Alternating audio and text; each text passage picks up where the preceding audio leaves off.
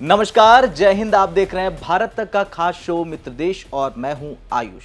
दोस्तों, आज की तारीख भारतीय लोकतंत्र के इतिहास में स्वर्णिम अक्षरों में दर्ज हो गई है। आज नरेंद्र दामोदर दास मोदी भारत के सबसे लंबे समय तक लगातार सेवा देने वाले निर्वाचित प्रधानमंत्री बन गए। 4399 दिन आज उन्होंने स्वतंत्र भारत के पहले प्रधानमंत्री पंडित जवाहरलाल नेहरू के 4398 दिनों के लगातार शासन के रिकॉर्ड को पीछे छोड़ दिया। ये महज एक संख्या नहीं है, बल्कि 140 अरब भारतीयों के उस अटूट विश्वास की जीत है जिसने लगातार 3 बार एक ही नेता को पूर्ण बहुमत के साथ सत्ता की कमान सौंपी। आज वॉशिंगटन से लेकर टोक्यो तक और मॉस्को से लेकर अबू धाबी तक दुनिया के ताकतवर देशों के नेता भारत की इस स्थिरता को सलाम कर रहे हैं। ऐसे में आज का हमारा विशेष एपिसोड समर्पित है विश्व मित्र भारत और पीएम मोदी की उस ग्लोबल लीडरशिप को जिसके कायल आज दुश्मन भी हैं। दरअसल साल 2014 में जब सत्ता परिवर्तन हुआ तब भारत की अर्थव्यवस्था फ्रेजाइल 5 में थी। प्रधानमंत्री मोदी ने सबका साथ सबका विकास का विजन दिया। जनधन योजना के तहत 50 करोड़ से ज्यादा बैंक खाते खोले गए जिससे लीकेज खत्म हुई। हाईवे निर्माण की गति 12 किलोमीटर प्रति दिन से बढ़ाकर 37 किलोमीटर प्रति दिन हुई। करोड़ों महिलाओं को धुआं मुक्त रसोई और 55 करोड़ लोगों को 5 लाख तक का मुफ्त इलाज मिला। 2019 में जनता ने और भी बड़ा जनादेश दिया, जिसके बाद भारत ने अपनी आंतरिक और बाहरी नीतियों में बदलाव किए। अनुच्छेद 370 का निष्प्रभावी होना और कश्मीर में रिकॉर्ड पर्यटन शांति का आना इसी का परिणाम है। भारत दुनिया की 10वीं अर्थव्यवस्था से छलांग लगाकर 5वीं सबसे बड़ी शक्ति बन गया। यूपीआई के जरिए भारत आज दुनिया का 46% डिजिटल ट्रांजैक्शन अकेले कर रहा है। भव्य राम मंदिर का निर्माण और काशी महाकाल कॉरिडोर ने भारत की सांस्कृतिक चेतना को पुनर्जीवित कर दिया। 10 जून 2026 तक ये समय भारत को तीसरी सबसे बड़ी अर्थव्यवस्था बनाने और साल 2047 के विकसित भारत के रोड मैप को जमीन पर उतारने का रहा है। सेमीकंडक्टर हब, एआई मशीन और गगनयान इस नए भारत की पहचान है। आज दुनिया भारत की ओर हाथ फैलाकर खड़ी है। पीएम मोदी की कूटनीति ने गुटनिरपेक्षता से आगे बढ़कर सर्वमित्र की नीति अपनाई है और इसी का परिणाम यह है कि आज दुनिया का हर कोना पीएम मोदी को बधाई दे रहा है। सबसे पहले बात इटली की, तो इटली की प्रधानमंत्री जॉर्जिया मेलोनी ने सोशल मीडिया पर पीएम मोदी को टैग करते हुए लिखा कि भारत के इतिहास में सबसे लंबे समय तक निर्वाचित प्रधानमंत्री बनने पर नरेंद्र मोदी को ढेर सारी शुभकामनाएं। मेलोनी ने रोम में हुई अपनी द्विपक्षीय मुलाकात को याद करते हुए कहा कि दोनों देशों ने मिलकर एक विशेष रणनीतिक साझेदारी की शुरुआत की है जो भविष्य के नागरिकों के लिए प्रगति के नए अवसर पैदा करेगी। तो वहीं श्रीलंका की बात करें तो श्रीलंका के राष्ट्रपति अनुराग कुमारा ने याद दिलाया कि साल 2022 के आर्थिक संकट में जब दुनिया ने मुंह मोड़ लिया था तब भारत ने $4 अरब की सहायता भेजकर श्रीलंका को डूबने से बचा लिया था। ऐसे में आज श्रीलंका का भारत की स्थिरता पर बधाई देना सिद्ध करता है और बताता है कि पीएम मोदी दक्षिण एशिया में एक बड़े भाई और भरोसेमंद साथी के रूप में स्थापित हैं। तो वहीं इथियोपिया की बात करें तो इथियोपिया के प्रधानमंत्री अबी अहमद अली ने भावुक होते हुए लिखा कि मैं अपने बड़े भाई और प्रिय मित्र प्रधानमंत्री नरेंद्र मोदी को इस ऐतिहासिक उपलब्धि पर बधाई देता हूं। उनकी सरकार ने करोड़ों लोगों को गरीबी से बाहर निकाला और डिजिटल इंफ्रास्ट्रक्चर के जरिए आर्थिक प्रगति तेज की।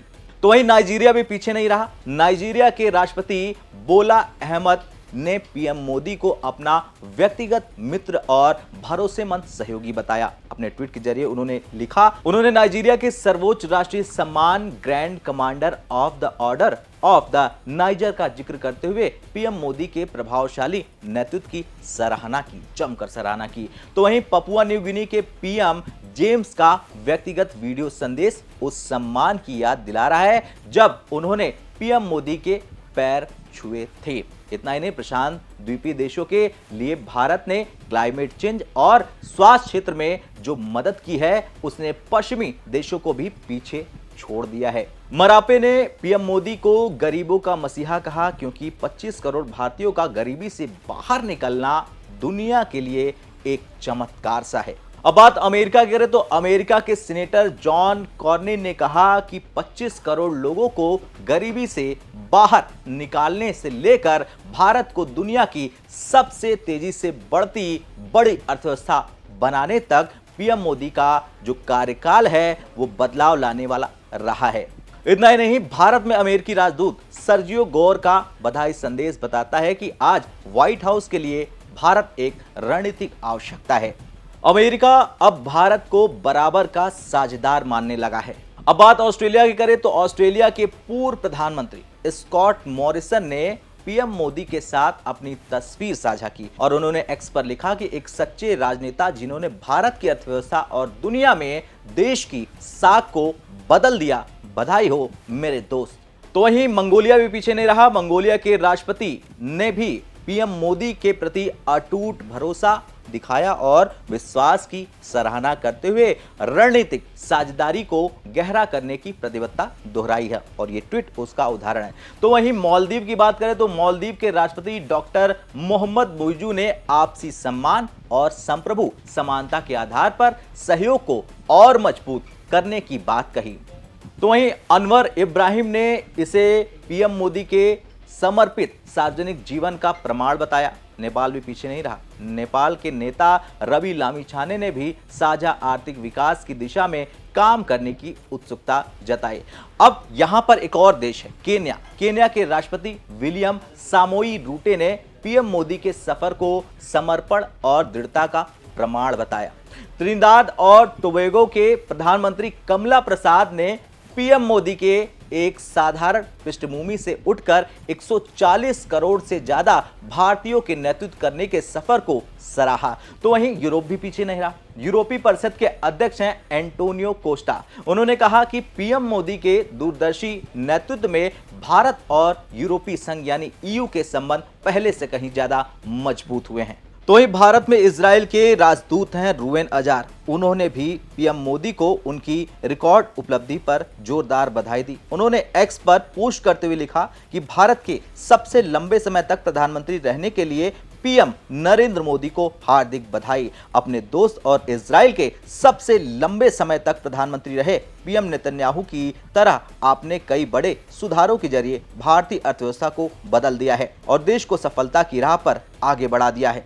इतना ही नहीं, भूटान के तरफ से भी भारत को बधाई आई, पीएम मोदी को बधाई आई और वहां के प्रधानमंत्री ने पीएम मोदी की जमकर सराहना की। अब आपने ये तो समझ लिया किन किन देशों से बधाई आई, लेकिन सवाल यह है कि क्यों दुनिया हुई पीएम मोदी के काम की मुरीद। देखिए, वैक्सीन मैत्री के तहत 100 से अधिक देशों को 30 करोड़ से ज्यादा वैक्सीन डोज भेजकर हमारे भारत ने दुनिया की जान बचाई है।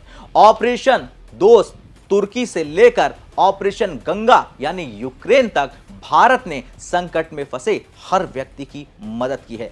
आज सिंगापुर हो, यूएई हो और फ्रांस हो, कोई भी जितने भी देश हैं सभी भारत के यूपीआई मॉडल को अपना रहे हैं। इंटरनेशनल सोलर एलायंस के जरिए भारत दुनिया को ग्रीन एनर्जी का रास्ता भी दिखा रहा है।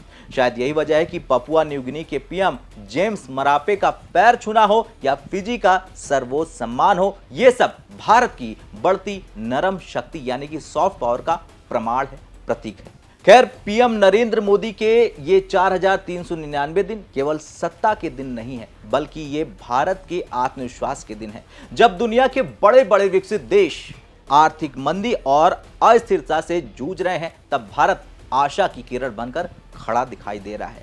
आज जब पपुआ न्यू गिनी से लेकर इजराइल, इटली, अमेरिका तक के मुखिया नेता इस उपलब्धि का जश्न मना रहे हैं, एक्स पर ट्वीट्स कर रहे हैं, तो ये हर भारतीय के लिए गौरव का विषय है। ये कीर्तिमान हम सभी को, पूरे भारतवासी को याद दिलाता है कि जब नेतृत्व दूरदर्शी हो तो असंभव ही संभव हो जाता है।